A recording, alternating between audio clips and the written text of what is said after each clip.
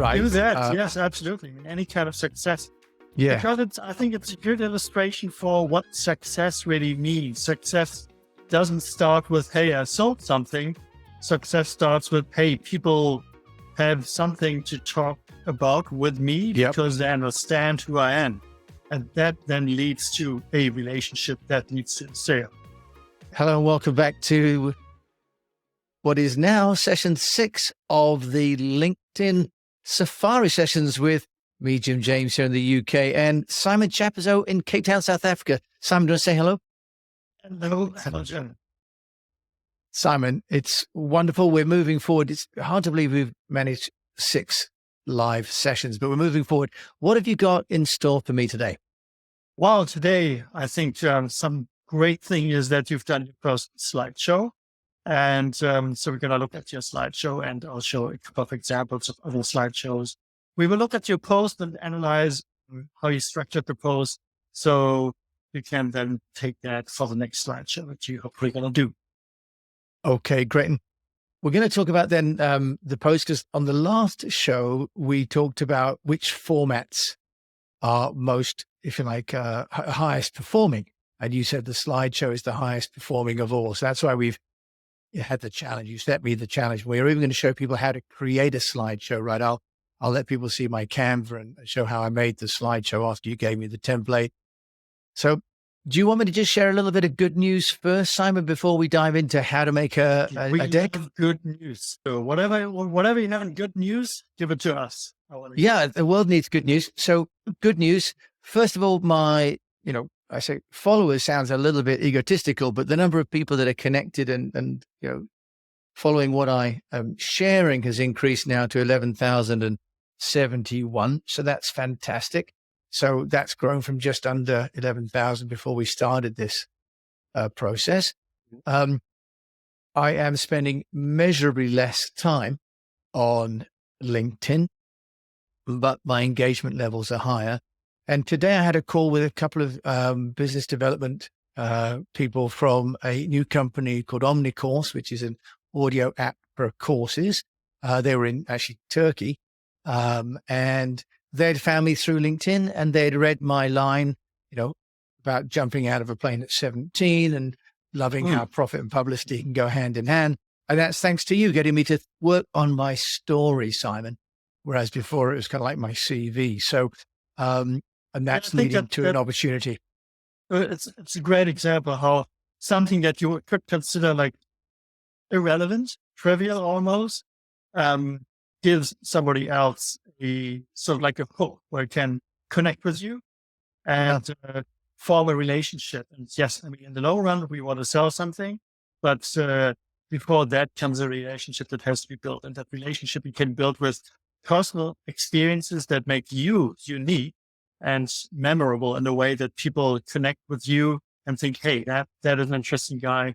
Let's talk some more. So great story.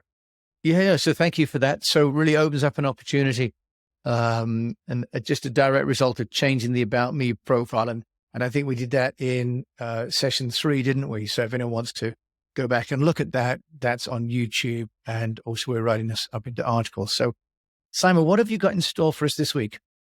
Yeah, today I wanted to dissect your slideshow and look a bit at the structure. I wanted to show a couple of examples of other slideshows and hopefully give you some pointers and ideas for your next slideshow. Because I think you have, with a book that you wrote, The UnNoticed Entrepreneur, you have a lot of great content on your hands, and the question is really, how can you best convey that in a way that people can easily consume that and connect with you? And I'm going to show you a slideshow that I think you're going to like, because it almost gives you the feeling of a book, but it's a slideshow. So, yeah, first let's get started. Let's start by put together a little slide. And what I've put together is sort of a guideline that I have for what we should think about when we write a post. So like a test, and it's a very simple test. Okay. Are you going to share your screen? Yeah, well, you should see my screen here. Yes. So, so it's 5 very simple questions that I ask myself every time when I write a post. Um, and it's really not rocket science. But does my post teach me, teach my reader something? Does my post motivate my reader? Does my post entertain my reader? Um, does it make them think, or do I give them the feeling that they understand me? And if you take these 5 questions, I think it's a good true north compass, a guideline to measure whether a post is really good. And I had to uh, admit to myself with some posts that I sort of wrote down in a hurry because I didn't really know what to write about. It doesn't hit any of Yeah. these. And then usually you get low engagement because it's like people are like, "Yeah, so what? I don't care." Yeah. Those are great questions. And you've got enough of them to give some diversity, which is part of the challenge if you're sitting there. And also not so many as to not know where to start. And you could even put one of those into like storylab.ai or Peppertype or ChatGPT or any one of these writing aids, right, to give you a prompt.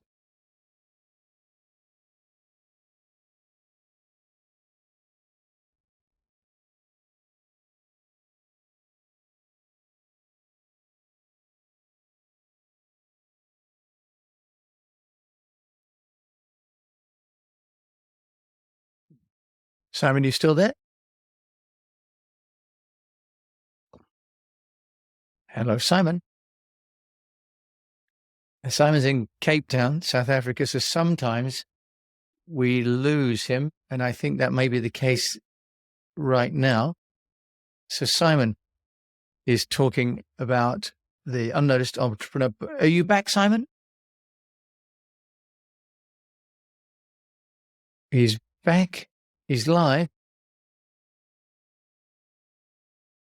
Simon, hello. Can you hear us? Earth calling Simon. The joys of international videos. And what we're going to be doing is we're recording this using riverside.fm and uploading each of these to the YouTube channel, The Unnoticed Entrepreneur. So you can watch all of these afterwards anyway. And I'll also put out as a bonus episode on my podcast, The Unnoticed Entrepreneur, which you can find on all players. Simon, are you back with us now?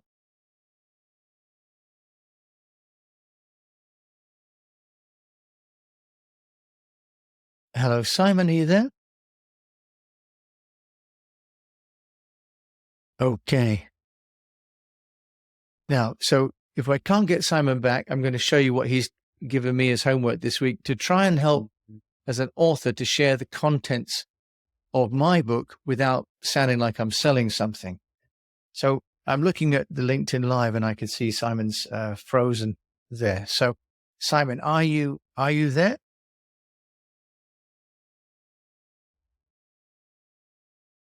Hello, Simon. Now, while we don't have Simon, then what I'm going to do is I'm going to share my screen. Okay. And I've got here under my window the Canva slides, and I used Canva to create the presentation. Simon gave me a template, which is great. And what I did was did a sort of a red, gray, black sequence, taking the content from one of the chapters with Oscar Trimboli, who's a listening expert in Australia. She was like, we're doing everything with people from all over the world, which is fantastic. And you can see here, basically what I did was create a slide, each slide with a small amount of text telling a story. And this is really Simon's genius has been to try and, help me to work out, not selling, but informing, but entertaining, educating. This is really a key point of what Simon's been teaching me. And you can see here what I did was I was able to create this Canva. And truth be told, I was actually waiting for my daughter to finish her ballet lesson. And I used the iPad app on Canva to create this while I was waiting for her, sitting in the car. And what I did then was I was able to export this as a PDF file. And Canva has access to lots and lots of great photographs. So you can get stock photographs, and then you can remove the background in Canva. This also will work in Visme too. So when you export that, then of course you can import that as a PDF into LinkedIn. Simon, you back with us? I'm back. Good. I was winging it a little bit there when I lost you, but I know that sometimes you're having some issues with power there. Thank you. So, Power outage. so luckily we had a little bit of a chat before Simon and I talk. We always talk on a Monday what we're going to cover, and then on Thursday we go through it. So, Simon, I've just shared how I made the deck. Do you want to share your screen and see the performance of it, or is your internet, not going to handle that? Let's see. So you shared Canva and how you do decks in Canva, and just to show. Yeah, that's right. Very simple. Just to show alternatives, I thought Yeah, and I think show my deck. Yes, of course. So that was the plan. And then I think the point of showing you Canva is that without being a designer, tools like Canva and Visme give you the power to create content.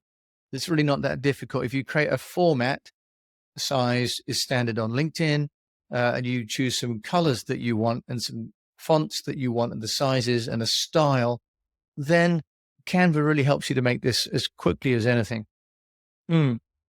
Simon, over to you, the template you gave us.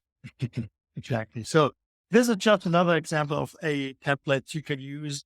Free tool, Canva, I think is, I don't know, £10 a month and 20. And Google Slides is a free tool, which basically does the same. What you don't get with Google Slides are images. So I had to buy them separately, but essentially it's the same tool. You have like individual slides, and then you can work with text, and you can insert images like you've done, like crop the backgrounds. Yeah. So it's a very simple tool. If you know how to use Word, you know how to use the slideshow, and it's free. And Simon, this is the template you kindly shared with me at the beginning. Do you want to then look now at the post on my LinkedIn, as we said, so you can see how it then looks? Because I had to write a little bit of introduction text. And basically what we're doing, Simon and I, is finding a way for people that have got something to promote, in this case, the book by Wiley, the Unnoticed Entrepreneur, and how to make it so we're not selling people a book, we're giving them an insight to what they might get from the book. So that's really the purpose. So Simon, why don't you want to screen share and show then how it's on my profile? So, and on the note of the book, you said a good thing. Yes, I mean, in the end, we want to sell the book, but I believe that the best way to sell something is to basically give it away for free. Because even if you share all the content that you have in the book, it will never be the same like having the book. But it will help people to understand what they can get from the book. And so some people might think, hey, I can't share what I've written in the book because I want people to buy the book. So why share this in the book? And I think the better way to approach this, and sort of we are getting there now, is to share as much as possible from the book, because that is giving value on LinkedIn.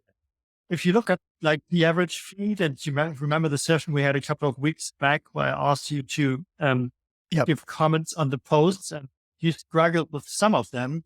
And that is very often because these posts only promote something where you can't really have an opinion or you don't care. So what is there to say? But the minute you start sharing things that are of interest or valuable, and it's coming back to the 5 things that I said earlier today, whether teach me and entertain me and make me think and show that you understand me.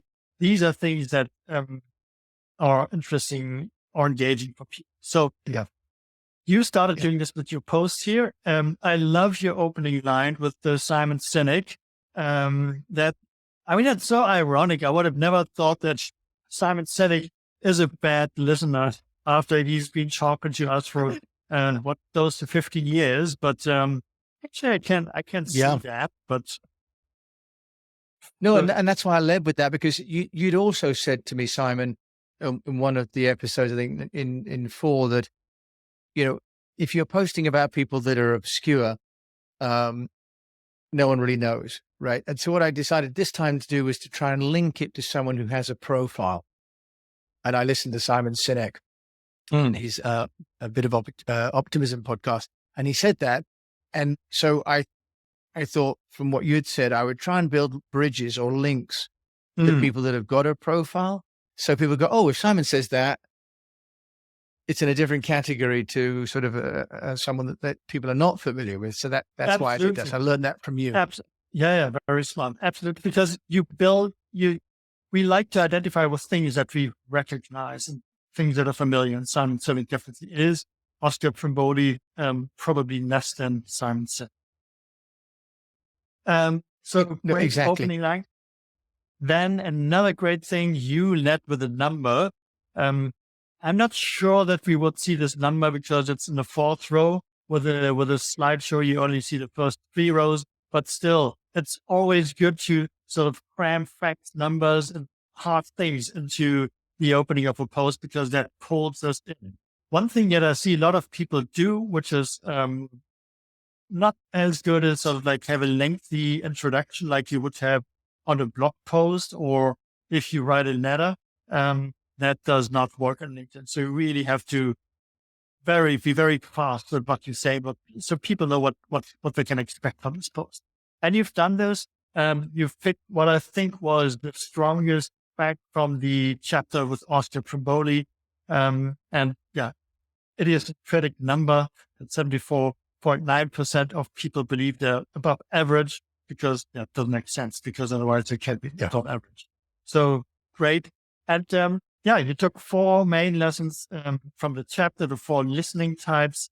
That is quite nice.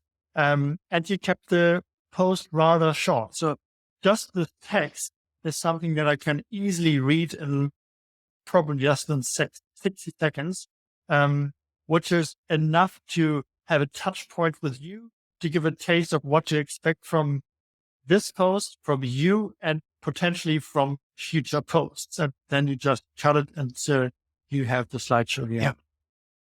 And Simon, I owe that to you, because I used to write sort of semi-essays, really. And the less is more. Do more thinking and less writing is one of the takeaways. So for anybody that's involved in writing for here and other platforms, more thinking, less writing is a mantra that I'm taking away from this. What is this beautiful saying? Sorry for the long letter. I didn't have time to write a short one. Along these lines. That's right. Yeah, there's all sorts of stuff about that. Great books are what's left out, not what's put in. Right. So as you said with your 5 questions, which of course we'll share again, and will be on the YouTube video version of this, that you do anything you're entertaining or informing or inspiring, or somehow sharing, it's a key. So tell us what you think of then the PowerPoint that I made in Canva, where I showed that while you're having a power outage. Yeah, let's go through it slide by slide, so the listeners and the viewers can also see what you've done here. So you've done 12 slides, which is a good number. There's no hard and fast rules for the number of slides you should have in the end. As long as it's interesting and entertaining for the reader, it's a good number. And but 12 is... And also one small thing is, Simon, is I use the alt text to do the 3 killer questions to become a better listener. Yeah. So that was another little thing, another little piece of metadata that I hadn't used before, but now, just discovering, and you're going to share with us later about how to make sure you share so everyone can view it, not just your connections. We'll share that later. Right? Yeah, exactly. I mean, if you come to the post for the first time and you hover over it with the mouse, then you see the killer questions pop up. So it's a nice additional piece of information that we can give to pull people into the post. And I think you've done a good job here with mentioning the questions. Okay, so let's start the slideshow analysis. Again, here you've done a good job by picking a number with 74. Think we have above average listeners, which is great. What I would have done differently here is to sort of show how ridiculous the number is. Because if I just read it, sort of like you've done it on the next slide. So you've chosen a great picture. So I don't have the answer now how to put that on one slide. But that Well, I could have switched them actually. Yeah. Mm. Yeah. Okay. Yeah. So I needed to get a better visual counterpoint to the text. Yeah. And that's also a good point. So the visuals here are, they're nice, but it's not really sort of working with a headline. It's sort of, we see what we read. And there's one rule in film script editing, that what you see should always be something that you don't hear the actor say. And by that you create tension because it doesn't really gel what they say. I mean, it's like, I don't know, somebody coming into the door and saying, "Hey, just great for a that you're moment here," but not smiling. Then we can read that there's a subtext between that person not being honest and sincere and having some other motives coming into the room. Okay, because if not, I will share my screen. But I will share you get the point that if we see what is written, it's not as exciting as if there's okay. I think it looks like we've lost Simon just for a moment. So I think that isn't ideal. You've done a good job here by pointing out. Take over here. Okay, Simon. I think we've lost you there, Simon. So what I'm going to do in the interest of time is I'm going to share my screen. Oh, I can't do that while he's still here. Simon. Okay, I will share my screen and I will just show you. Here is the post that we did. And so we'll wait for Simon to be able to rejoin us. But here, what I did was I took some pictures, stock pictures, and I think Simon's made a really good point there about the need to find pictures that are accountable. In a way, maybe that's the hardest part of this from a creative point of view, and why it's not just about finding pictures and text, it's about making them that work together. Here I have about most people know mathematics, wines, and cheese. And I have to say, I thank Simon for giving me the prompt on how to do all of this, because it's not something I was familiar with. But you can see another thing that I did was I made a point of having just a little text, not too much text on every page. And this is the central problem. No one's taught us how to listen. And here's Oscar. Now, Oscar's picture, and I took this from Canva, removed the background so that I could get, the person and the place together. And then this is the solution that we're getting as a result of learning from Oscar. Okay. And Oscar's got the 3 essential questions that he says you need to know in order to hold a brilliant conversation, to be a brilliant listener. And the first one, then, I just make the reader wait just a moment, just to pause. And then the first one is, tell me more. So you're showing interest. The second question is, and what else? Go deeper in the conversation. And the third is the silence. Let the truth come out. And then what I've done is shared how, if anyone was interested, they could find the podcast, which is on the UnNoticed Entrepreneur Podcast, or they could read the book. And obviously, and here's the book. So what we're really trying to do is to help people to know what's inside the book. This is one of 50 articles with people like Oscar, without selling the book. And this is the key, as Simon was saying earlier on. What we're trying to do is to inform or inspire or to educate people, and then to leave a place where they can come and find us. Simon, you're back. Wonderful. He's back. Right. So Simon, I've gone through the deck and we've got about 6 minutes left. And I'm sorry that in South Africa, I know you're having some problems there with power.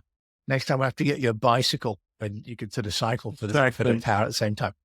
So I'll stop sharing, shall I? Or do you want to make any more comments on the deck? Yeah, I think let's move on to the last section, which is Yes. the other samples that I wanted to share. More Okay. um, samples for interesting slideshows, because some people Okay. really have taken that to an art form and read more. Yes. And I think what we're doing while Simon's teeing that up is, we're just showing how using Canva and Simon's framework, a novice like me can transform my LinkedIn contribution from really being sort of content dumping to content creation proper. And it's taking less time, but more thinking, but the rewards are much greater. So really taking some effort and thinking about the audience rather than the sort of the function is really a key learning from this. So Simon, I'm just playing for time there. So yeah, And over to you've you again. used the great word content dumping, which I think sums up what a lot of people do on LinkedIn. Thinking if you announce your latest workshop, your promotion, your whatnot, people care about that. And I couldn't have named it better. It is content dumping because it's not really paying attention and is not considering what is interesting to the reader. And what is interesting to the reader, again, is like if you teach something, if you motivate people, if you entertain them, if you make them think, and if you show them that you understand. So it's always about the reader. And I think we are just at the beginning of a wonderful journey, understanding how we can do this with our audience. And I wanted to finish off by showing one of my favorite slideshows. This is a guy called Jose Valles from Mexico. And Oh, okay. he's taken at a new art form. He summarizes books. He asked people for their input. And as you can see, the whole look and feel, now you see the first page, the whole look and feel of this thing is almost like a book. And what happens very often, and that is another thing that LinkedIn rewards you or holds sort of for you, is if people look at the whole slideshow. So every click that you do on a slide is counted as an impression. So you get great impression numbers. If people go through the whole thing, that's a big plus for LinkedIn. And the other thing is if people save a slideshow, because you can save these slideshows. So you see some Right. LinkedIn authors really taking this to an art form, and Jose is one of these.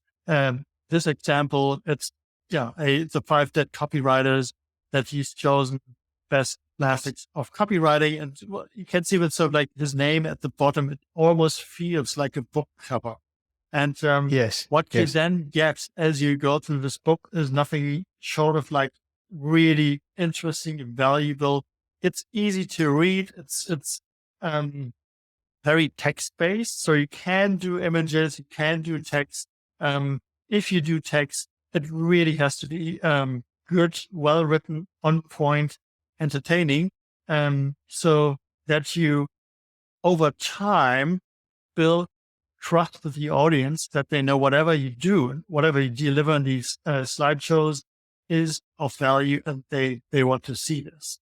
And again, you can see, so again, great visual, almost like a book cover, clear font, clear layout. Uh, and since I know that he does all of his slideshows like that, and all of his slideshows are highly insightful and interesting, I definitely want to save them all, and I blindly check them out. And that is sort of a thing that you develop over time. So if I look at my original slideshows, I don't want to see them anymore because they're horrible. But over time, you get a sense of like how to put the font and the colors and images and not images. And most importantly, how to write what you have to show in the slideshow to make it interesting to the reader and hit these 5 qualities that we spoke about earlier. Simon, that's wonderful. I love that. And I think for those people that are watching, who like me are not necessarily writers or creators, I think that what we're really trying to do with the LinkedIn Safari is to just show progression, right? And we're making incremental changes over time. That there's a takeaway from today It's that we really need to think about reducing the volume and not doing content dumping, but think about Simon's 5 questions. I don't know whether, Simon, you can put them back on the screen again, can you? Because I think if we approach LinkedIn as we would with Twitter or Instagram or any of the other channels, with what's in it for the audience rather than that I need to post something today, that for me is a critical mindset change on the journey to creating content that people actually want to engage with. Well, Simon's back in the dark. Simon. But I'm here. So he's here, which is great. And we're finished. It's 5:30. So Simon, just read those last 5 quickly and then we'll sign off. Yeah. Again, so if your post hits any of these 5, if it teaches people, if it motivates people, if it entertains them, if it makes them think, or if you show that you understand your reader, then it is a good post, and you should be confident to publish that post.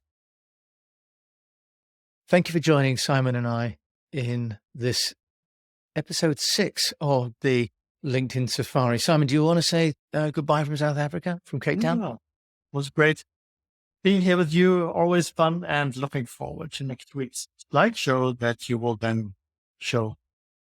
Yeah, and we're working on this. So on the YouTube channel, we'll put a link, but we've now got all 6 of these online. You can watch the back catalog.